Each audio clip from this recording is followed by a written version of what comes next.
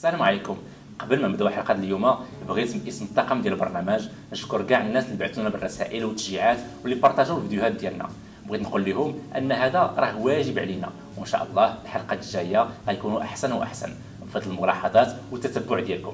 اليوم في هذه الحلقه غادي ندويو على حق اخر ديال المرضى اللي خصنا نعرفوه. ان الاطباء في كليه الطب من الحوايج اللي كيتعلموها هو احترام الجسم ديال المريض ديالهم، لان كما كنعرفوا الجسم ديال الانسان هو حاجه مقدسه.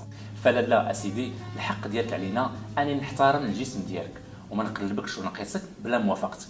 والا بغيت نقلبك خاصك الا ما كنتيش كتعرفني نقدم النفس ديالي والوظيفه ديالي، وقبل ما نقلبك نطلب منك الاذن ونفسر لك علاش غادي نقلبك وكيفاش غادي نقلبك وشنو الهدف من هذه التقليبه، وانت عندك الحق توافق ولا ما توافقش لانك انسان حر.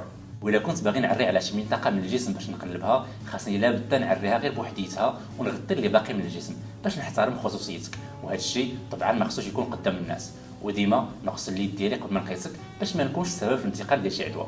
وإلا كنت باغي نعطيك شي دواء ولا نقوم بشي عمليه جراحيه خاصني لابد نطلب الاذن ديالك ونشرح لك شنو غندير وعلاش غادي نديرها وكيفاش غادي نديرها، وانت عندك الحق ترفض في اي وقت الا ما كنتيش مرتاح، الا طبعا الا كنتي في غيبوبه ولا كتشكل خطر على راسك ولا على الناس اللي دايرين بك. والتعامل معك في السبيطارات خاص يكون بكل انسانيه واحترام كيف ما كنتي ولما جيتي كما كان العرق ديالك ولا اعتقادك، لان الطب مهنه انسانيه مبنيه على العطاء وخارجه على كل خلفيه فكريه. ولكن كما الطبيب عنده واجبات فاحنا كمرضى لازم علينا نحترموا المنظومه الطبيه والناس اللي كيشتغلوا فيها، لان العمل اللي كيقوموا به كيطلب مجهودات وتضحيات كبيره. وكل ما كنا واعيين بالحقوق والواجبات ديال كل واحد كل ما راه هذا الشيء كينعكس بالايجاب على الصحه ديال الجميع.